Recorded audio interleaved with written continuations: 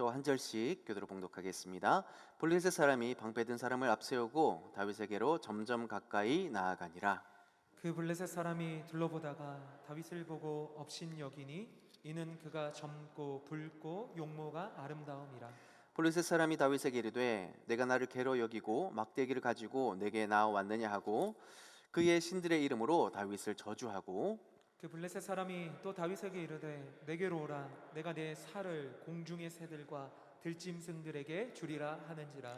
다윗이 블레셋 사람에게 이르되 너는 칼과 창과 단창으로 내게 나아오거니와 나는 만군의 여호와의 이름 곧 내가 모욕하는 이스라엘 군들의 하나님의 이름으로 내게 나아가노라. 오늘 여호와께서 너를 내 손에 넘기시리니 내가 너를 쳐서 내 목을 베고 블레셋 군대의 시체를 오늘 공중의 새와 땅의 들짐승에게 주어 온 땅으로 이스라엘의 하나님이 계신 줄 알게 하겠고 또 여호와의 구원하심이 칼과 창에 있지 아니함을 이 무리에게 알게 하리라. 전쟁은 여호와께 속한 것인즉 그가 너희를 우리 손에 넘기시리라. 블레셋 사람이 일어나 다윗에게로 마주 가까이 올 때 다윗이 블레셋 사람을 향하여 빨리 달리며 함께 읽습니다. 손을 주머니에 넣고 돌을 가지고 물매로 던져 블레셋 사람의 이마를 치매 돌이 그의 이마에 박히니 땅에 엎드러지니라. 아멘. 할렐루야. 참 잘 오셨습니다. 귀한 발걸음, 믿음의 발걸음 속에 하나님의 귀한 은혜와 복을 누리시는 귀한 예배 시간 될 수 있기를 소망합니다. 다윗과 골리앗의 이야기는 우리가 너무 잘 알고 있습니다.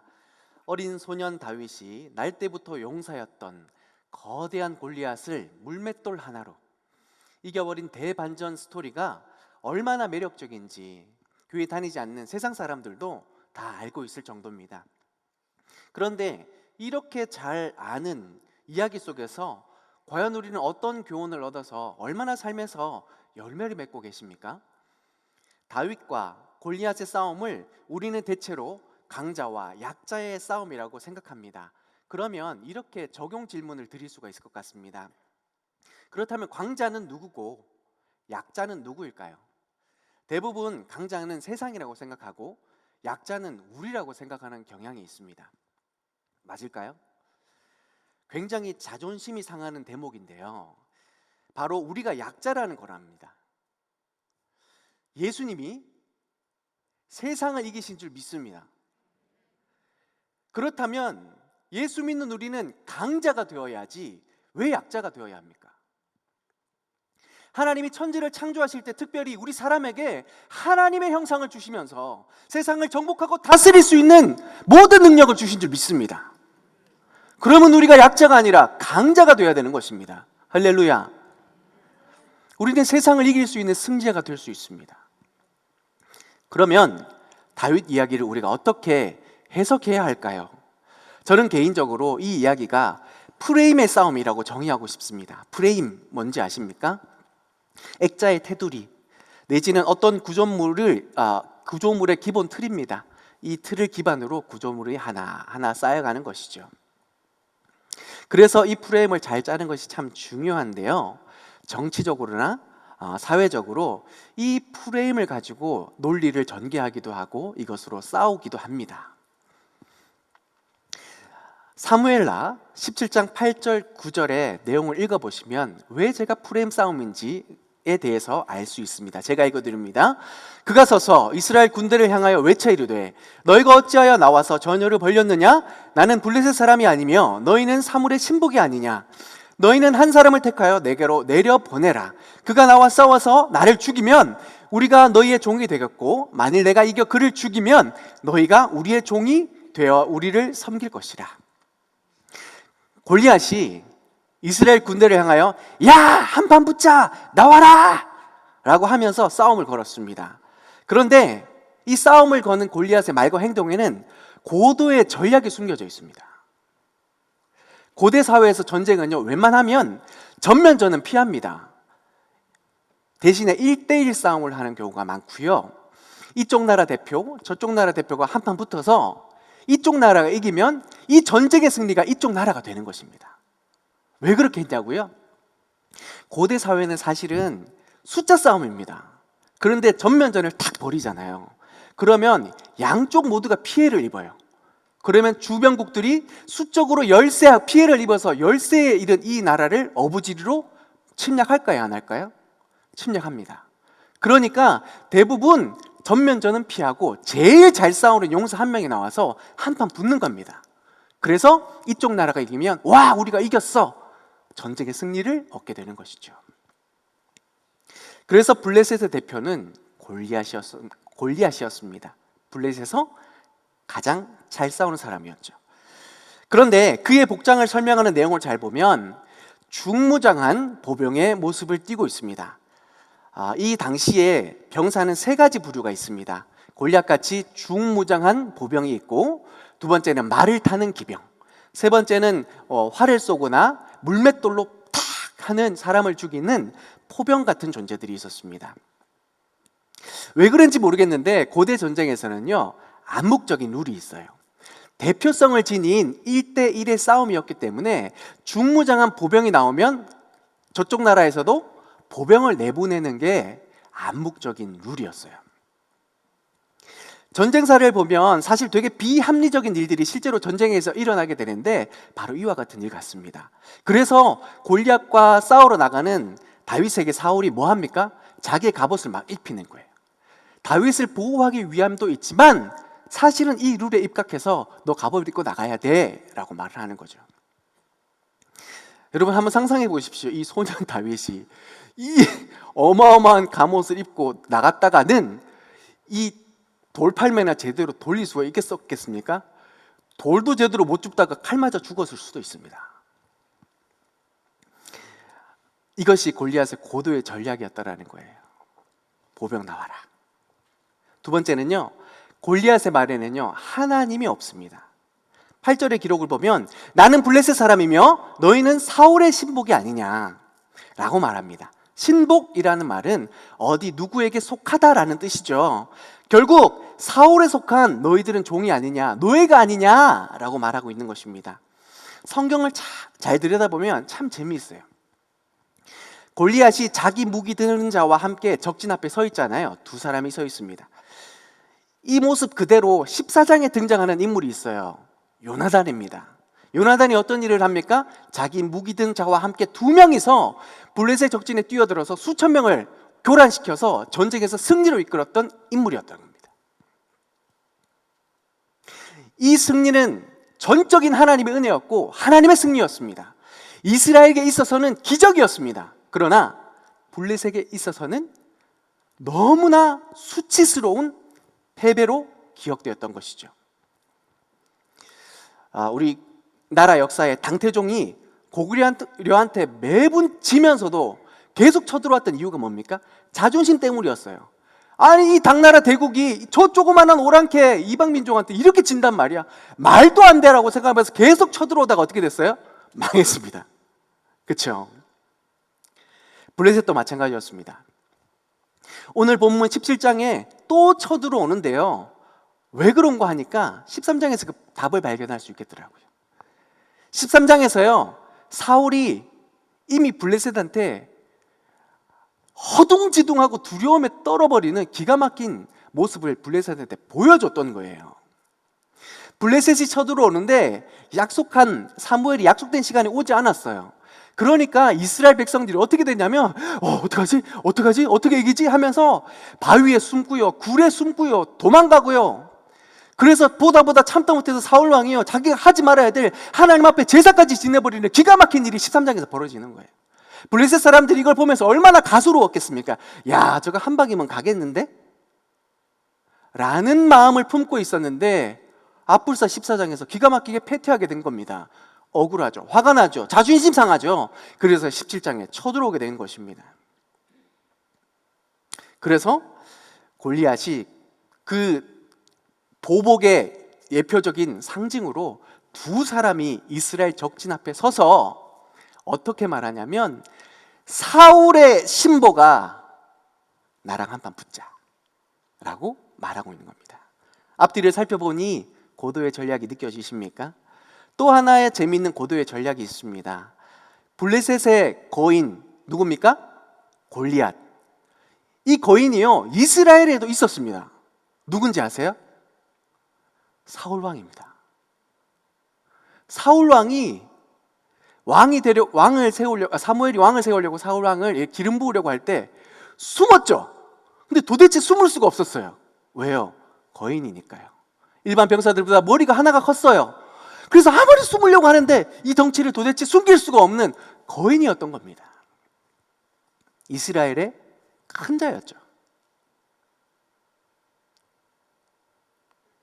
그런데 그래서 사울이 왕이 되지 않으면 누가 도대체 왕이 될 수 있겠단 말입니까? 라고 해서 누가 봐도 왕이 될 법한 사울을 왕으로 세워놨는데 그 왕보다 더 큰, 그 왕보다 더 잘 싸우는 골리앗이 그 앞에 서서 사울의 신보가 나랑 한번 붙자.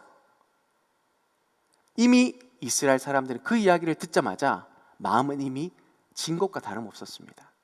자기들이 바라던, 자기들이 상상했던 그 이상의 인물이 나타나서 한판 붙자!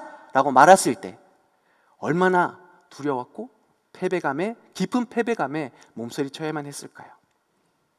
왜 제가 다윗과 골리앗의 싸움을 프레임 싸움이라고 정의했는지 조금은 이해되실 거라고 생각됩니다.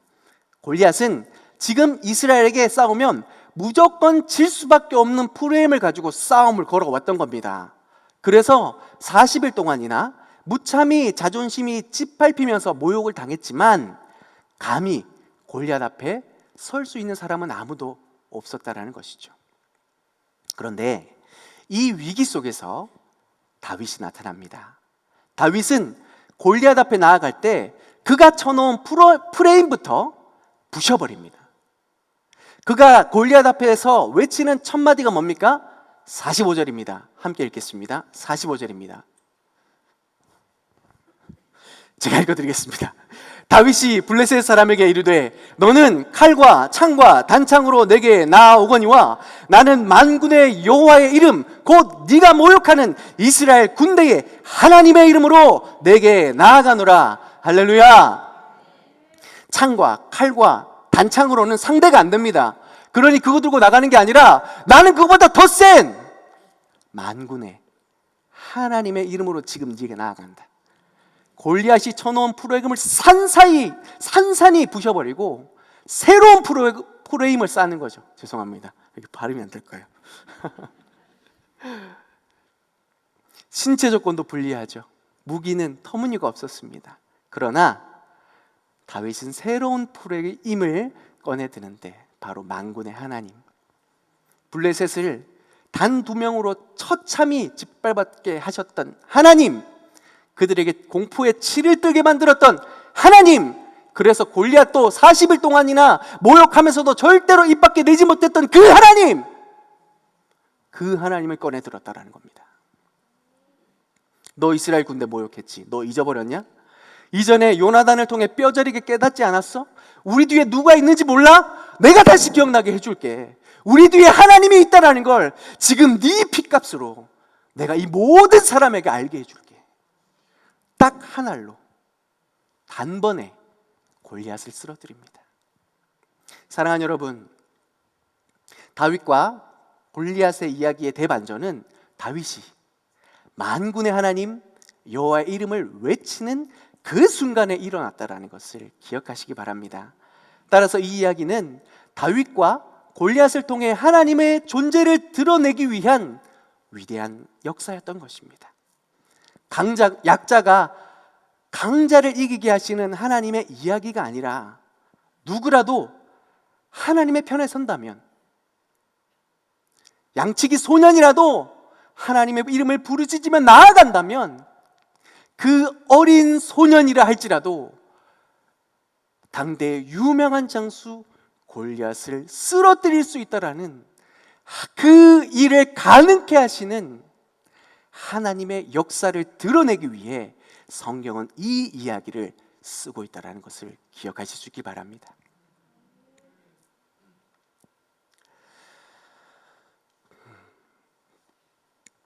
오늘날 우리의 삶도 마찬가지입니다. 코로나 사태로 인해서 얼마나 답답하고 두려운 날들이 계속되고 있습니까? 골리앗 앞에 선 이스라엘의 마음이 이와 같지 않을까라는 생각이 되어집니다. 그런데요, 우리의 마음이 답답하기도 하지만 하나님의 마음은 어떨까? 한번 생각해 보셨습니까? 40일 동안 하나님의 이름이 모욕당하면서 사람들이 두려움에 벌벌 떨고 너무너무 답답하는 그 순간에 하나님의 마음을 한번 생각해 보셨습니까? 소년 목동이라도 앞세워야만 하는 하나님의 답답한 마음이 느껴지십니까? 오늘도 모든 사람이 두려움에 떨고 있는 이 시간들 속에서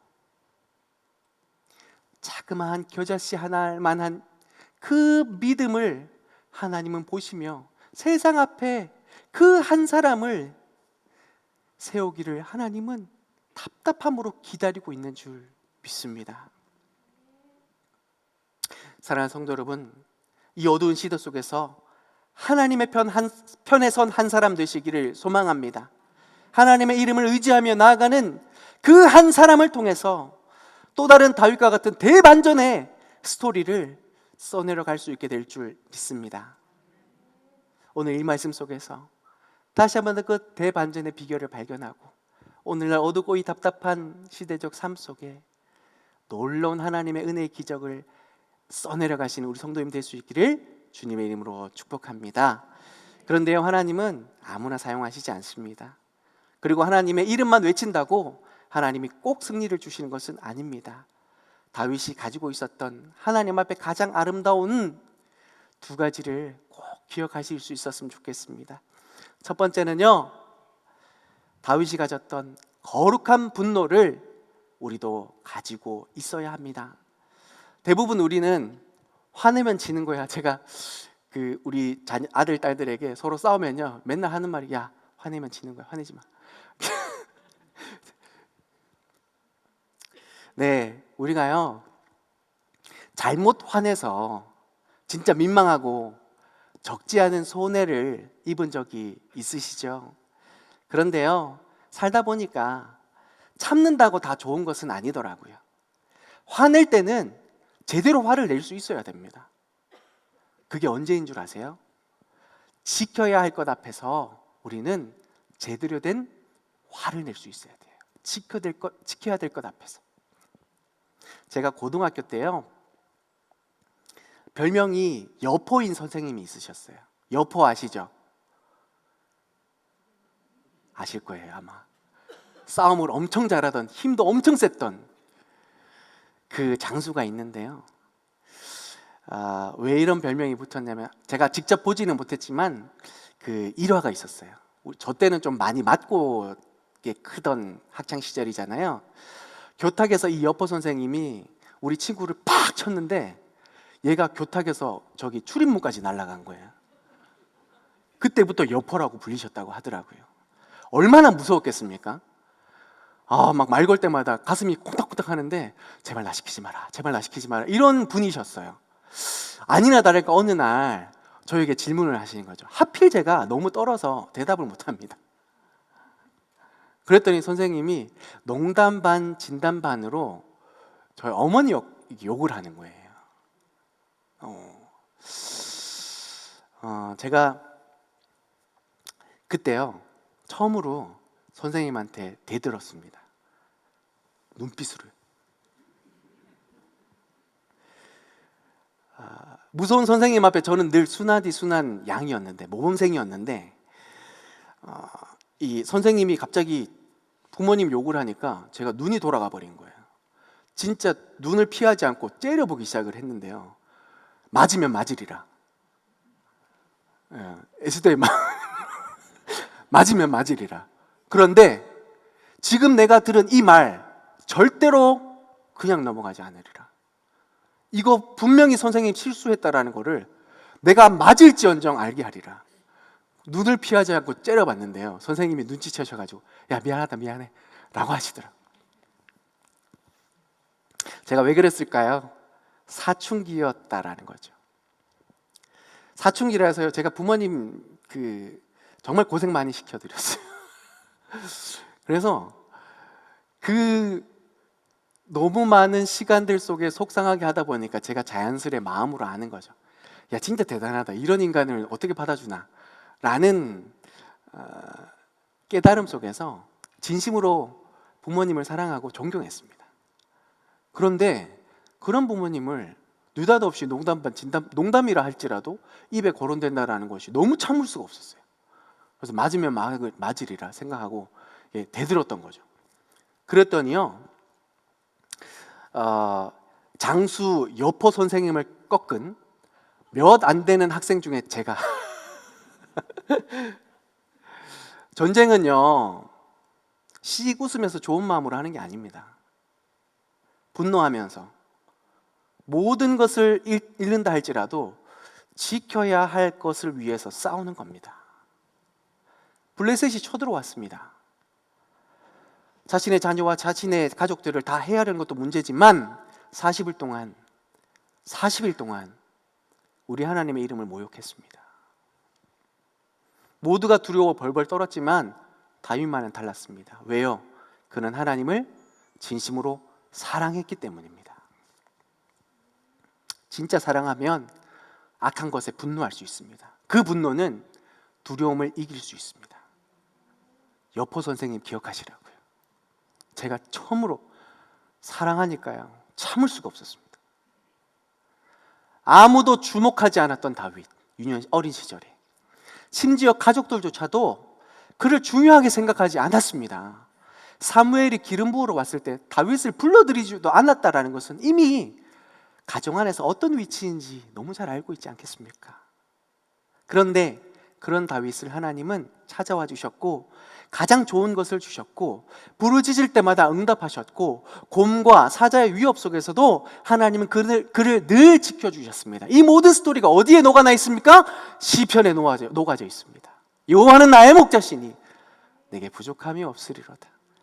푸른 초장에서도 사막의 음침한 골짜기에서도 하나님이 얼마나 나를 사랑하셨는지 그는 구구절절히 삶에서 깨달았고 그래서 그 하나님을 너무나 사랑했던 것입니다. 그러니 그 하나님을 모욕하는 것을 도대체가 참을 수가 없었던 것입니다. 사랑하는 여러분, 정말 하나님을 사랑하십니까? 정말 하나님을 사랑하세요?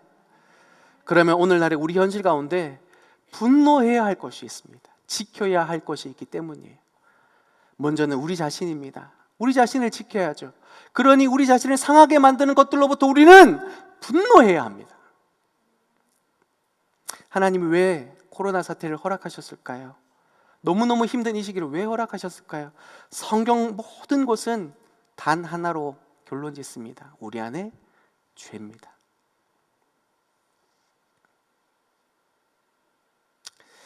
그렇다면 이쯤 겪었으면 우리 스스로에게 좀 분노할 필요도 있습니다. 왜? 언제까지 이걸 끌고 갈 것인가?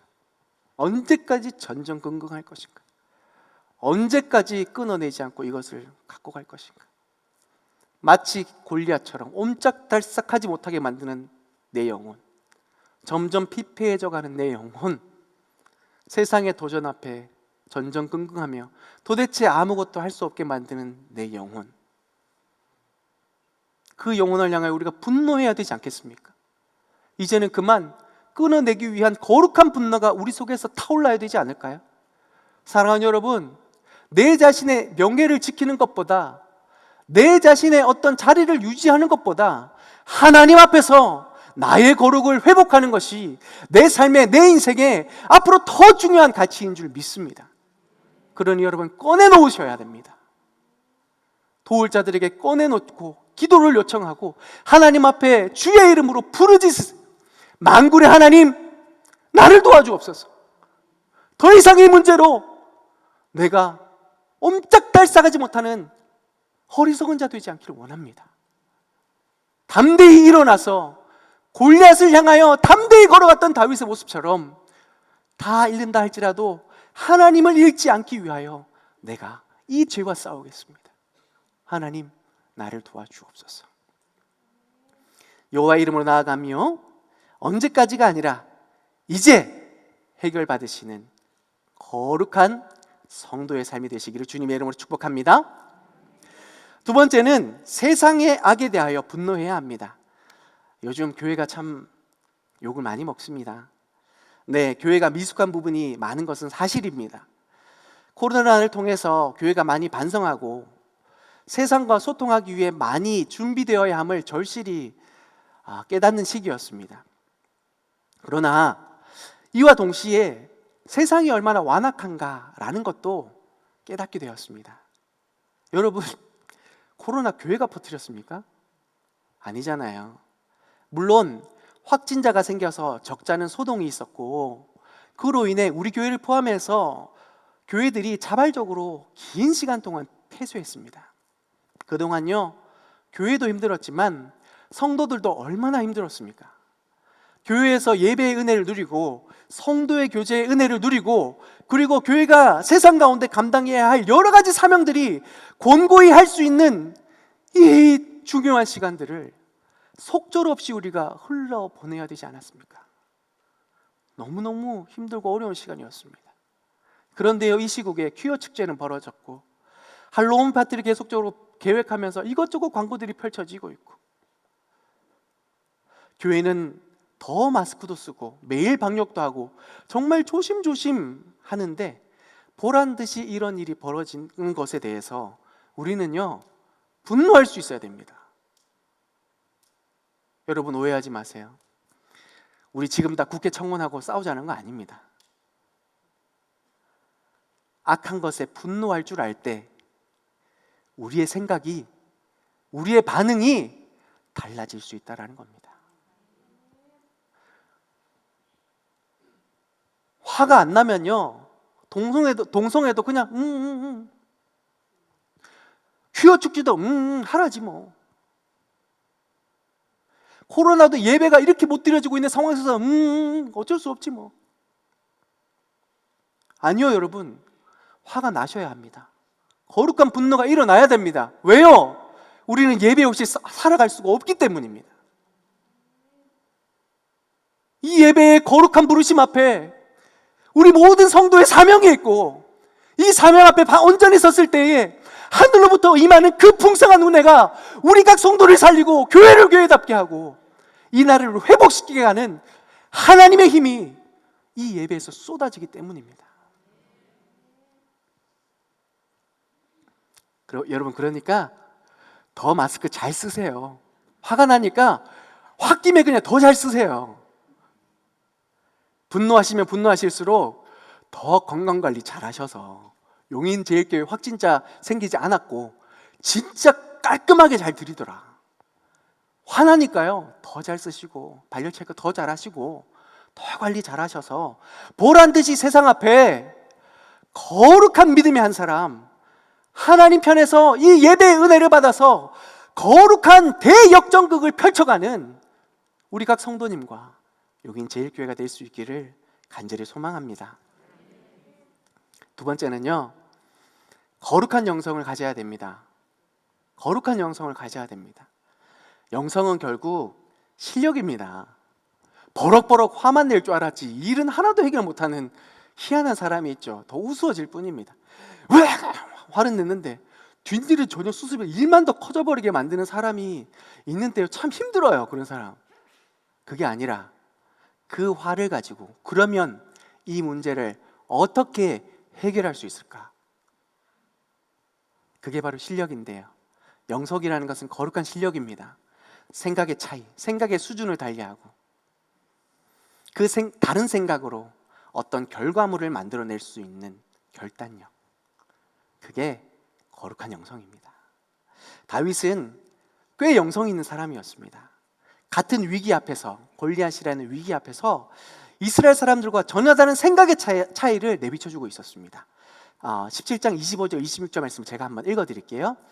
이스라엘 사람들이 이르되 너희가 이 올라온 사람을 보았느냐? 참으로 이스라엘을 모욕하러 왔도다.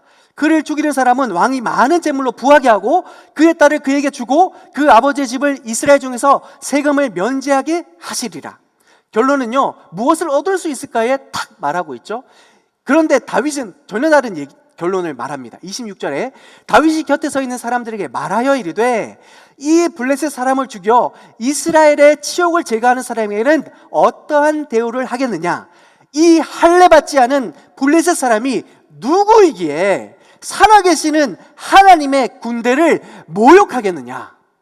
라고 기록합니다. 중요한 건 대부분 끝에 있죠. 결론은 끝에 있습니다. 이스라엘 사람들의 끝의 결론은 뭐냐면 이 사람 죽이면 부와 명예와 권력을 얻는데 라는 것이었고요. 다윗은요, 어떠한 처우라는 것이 상관없이 끝의 단어가 뭡니까? 골리앗이 도대체 누구간데 내 사랑하는 하나님의 이름을 모욕하느냐 라고 말하고 있는 것입니다. 무엇을 더 중요히 여기는지를 확실히 보여주고 있는 것이죠.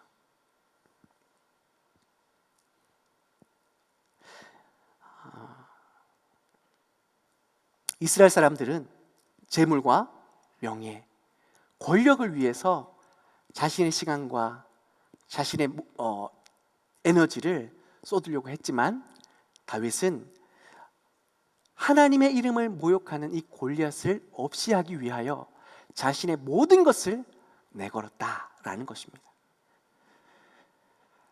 그러니 자기보다 더 큰 체격과 더 좋은 조건만 바라보던 이스라엘 백성들은 칼과 창과 단착이 다 있었지만 골리앗 앞에 나아가지 못했어요. 왜요? 내 거 잃을까 봐. 그런데 칼과 창 다 없었어요. 막대기 하나와 물매 하나 들고 나갔어요.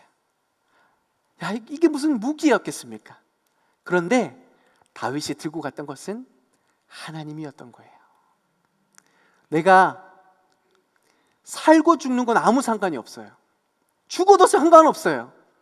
적어도 내가 저 모욕 앞에 지렁이 같다 할지라도 꿈틀거렸다라는 거죠. 절대로 내가 가만히 있지 않았다라는 겁니다. 여러분, 이 차이를 아십니까? 내가 살고 먹고 사는 일에 매여 있고 세상에 속한 사람은요, 없는 것에 집중해요. 다 가졌는데 난 부족해. 그리고요, 많은 것을 가졌는데 겁을 내요. 잃을까 봐. 그런데요, 하나님이 기준인 사람은 별로 없어도 상관없어요. 괜찮아. 어차피 사나 죽으나 하나님의 영광을 위한 것이니 있으나 없으나 상관없이 그저 하나님 때문에 된 거예요. 그저 하나님 때문에 감사한 거예요. 그저 하나님으로 인해서 내가 이르나 얻으나 주의 뜻이 이루어지기를 바라는 거예요. 그 차이가 영성입니다. 그 차이가 실력이에요. 그러니 다윗은요, 물맷돌 하나 들고, 재밌는 표현인데요, 지팡이를 들고 나가요. 이 지팡이가 뭘 뜻합니까? 골리앗이 보기에는 이게 나를 괴로 보니라는 겁니다. 지팡이는요, 짐승 치는 거예요. 이름 쓰기 하면서 이 짐승 치는 거예요. 그러니까 골리앗이 바라볼 때 너 나 지금 개 취급하니? 라는 거예요. 이스라엘 사람들이 벌벌 떨고 있는 그 대상 앞에 짐승 취급을 하고 있어요. 다윗은 하나님을 기준으로 삼으니까. 그런데요, 다윗이 그 손에 들었던 다윗의 그 입장은 뭔지 아세요? 이 지팡이를 드는 순간 하나님 나와 함께 하실 것이다 라는 겁니다. 골리앗이라 할지라도, 어떤 수많은 적병이라 할지라도 이 지팡이를 들고 있는 그 순간에 목동이었던 나의 삶에 찾아오셔서 검으로부터 사자로부터 지켜주셨던 그 하나님이 골리앗에서부터 나를 지켜주실 것이다. 그 믿음의 고백으로 지팡이 들고 나갔던 거예요.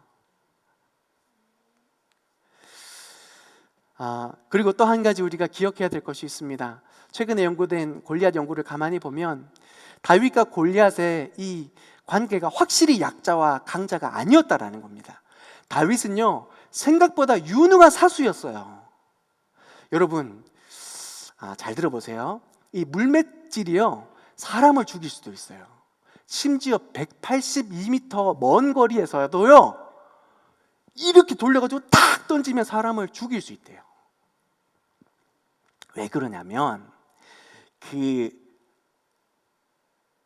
엘라 골짜기의 돌은 중정석으로 되어 있어서 보통 돌의 밀도보다 2배가 높대요. 그러니까 단단한 거예요. 쫙 나가는데 이게 제대로 뻗어나가면 그 4.5구경 권총이 발사된 힘과 같대요. 팍 날아가는 거죠.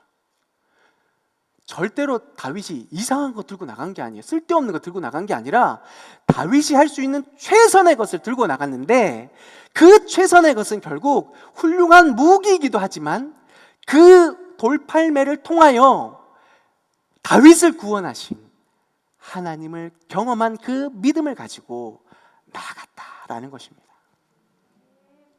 하나님은 준비되지 않은 사람은 쓰시지 않으세요.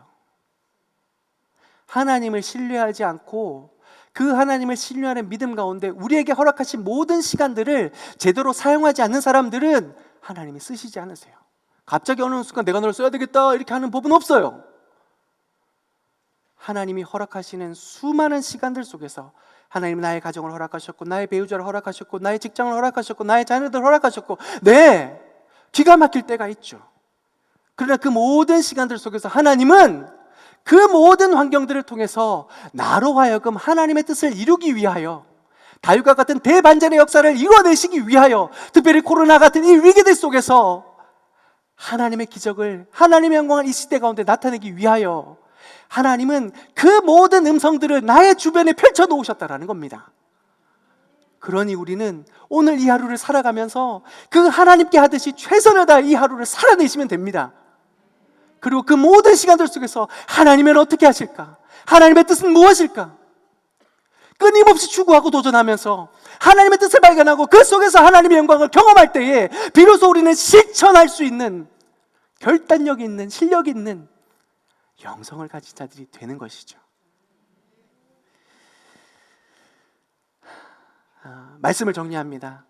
사랑하는 성도 여러분, 다윗과 골리앗 약자와 강자로 보지 마시고, 사실 다윗이 생각보다 강했다니까요. 그리고 골리앗이요, 생각보다 약했어요. 오늘 보면 집에 가셔서 다시 한번 보실래요?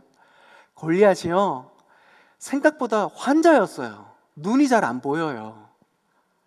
다윗이 저 산에서 내려오는 동안 소년인 줄을 몰랐어요. 반응하는 속도가 너무 느려요. 저기 내려오는데 가만히 있다가 누가 내려오나 이렇게 하다가 바로 앞에 딱 쓰니까 소년이야 라고 반응을 합니다.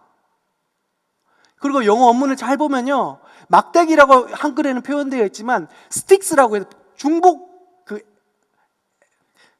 막대기 들이라고 표현이 되어 있어요. 뭔지 아세요? 눈이 잘 보이지, 거인들은요, 눈이 잘 보이지 않아요. 그래서 막대기 하나가 아니라 막대기가 여러 개로 보여요. 환자예요, 환자.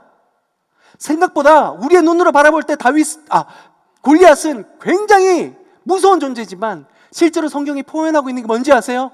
그렇게 대단한 용사가 아니라는 거예요.